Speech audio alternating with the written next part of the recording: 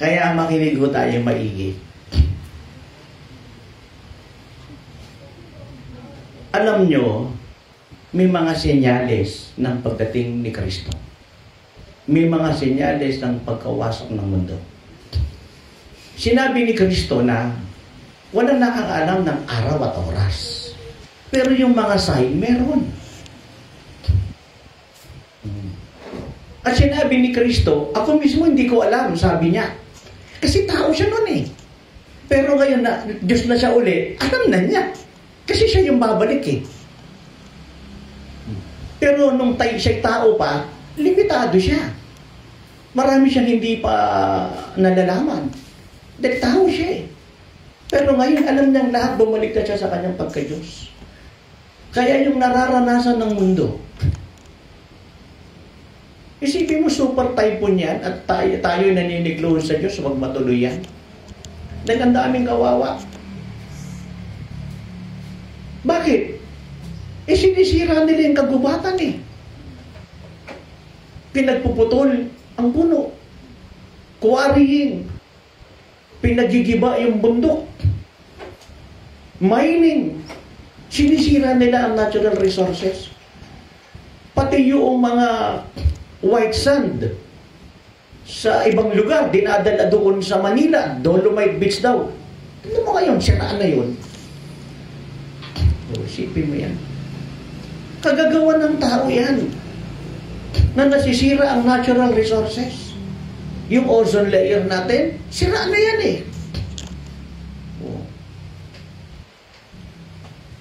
Okay lang sana kung magsiga ka ng mga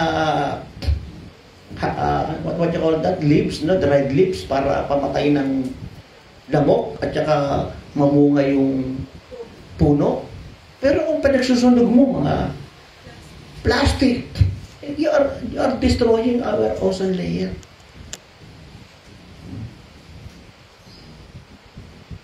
Idagdag mo pa na budol, scam, snatch. Wala nang katapusan yan. Pagnanakaw, korupsyon, wala nang katapusan yan. Kaya ang hinihiling sa atin na Lord, noon pa naman eh, gawin natin priority si God. Kaya ang dami niyong pinagkakaabalahan na akala niyo yan ang priority. Ang priority, manalangin at mag-ayuno. Ang priority ay maglingkod sa Diyos, magkaloob, magligtas ng kaluluwa. Hindi ang pagkakaroon ng kasintahan, hindi mo priority yan. Ang pagkakaroon ng asawa, hindi mo priority yan. Pag talagang panahon na, sa gusto mo, darating yan. Oh. Si Adan, biglang binigyan ng Lord ng Eva eh. Oh. May tao pa ho ba rito? Kaya yung isa, kini-question ng mga kapatiran. Akala niya, tuwang-tuwa sa kanya yung mga kapatiran, hindi niya alam, kini-question siya. Kapapalit ka, katatapos mo lang sa isang kasintahan, may bago ka na naman. Ano yan, damit? Palit-palit na lang. Pati mo muna ibigay yung buhay mo sa Panginoon. Alam mo bang pagdating mo ng langit, wala ka namang kasintahan doon, wala ka namang asawa ron. Ni anak, wala ka ron. Hindi na tayo magkakamag-anak doon, magkakakilala tayo, pero wala na tayong relasyon doon. Oh. Hindi na pwedeng sabihin ng ex mo sa'yo na, uy, dati kitang ex ha. Wala na. Tao pa mo ba rito? Kaya nga minsan, dumating yung time na bigla ko naisip, ay, meron din pala akong naging kasintahan, ganito ang pangalan. Hindi ko na maalala yun. May tao pa ba? Pero pagting sa langit, wala na pong lahat yan. Kaya anong sinasabi ng Micah 6:8?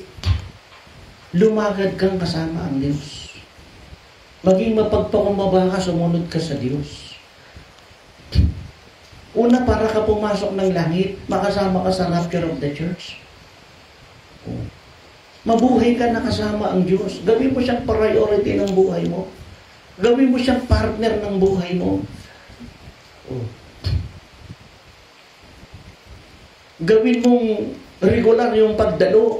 Talaran nyo si Pastora Elma. Sabi niya, pag Sunday, alam ko, engineer si Pastora Elma, di ba, Pastora Roan? Ano siya? Nag-civil engineer. Oo, nag-civil engineer. Ayun. Pag nag-a-apply siya ng trabaho at Sunday, meron, hindi tinatanggap. Hindi siya magtatrabaho ng Sunday. Hindi ka ba kayang buhayin ng Diyos? Alam mo bang since 1988, full-time ako? Meron kaming negosyo at masyadong matagumpay. Iniwanan ko. Nagtrabaho ako sa Mayming Philippines, nagtrabaho ako sa Akay Philippines. Ay, niliit ng sahod ko ron eh. Doon sa business namin, kami may-ari. Ginawa ko lang yun para i-practice ko yung tinapos ko sa Asian College.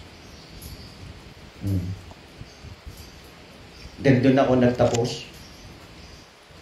Pero nag-resign din ako sa mga yun kasi liit lang naman ang kita ko ron eh. Sa business namin, sarili namin yun eh. Pero iniwan ko yun, nag-full time ako 1988. Ang tanong ko, ginutom ba ako ng Diyos? Nakapagtapos ako ng inhenyero ah. Nakapagpatapos ako ng lawyer, nakapagpatapos ako ng ano bang ano yun? HRM. Kaya lang, hindi na niya gano'n pinapractice ngayon. Gusto pang maging missionary. Kaya nagtayo ng travel agency, Alpha Shine. So, domestic and international, including visa, kontakin niyo yung Alpha Shine. Nakikinig pa po ba tayo? Mga minamahal, alisin natin ang lahat ng kaba, takot, pag-aalala. Paniwalaan natin yung sinasabi ng Mateo 6:33.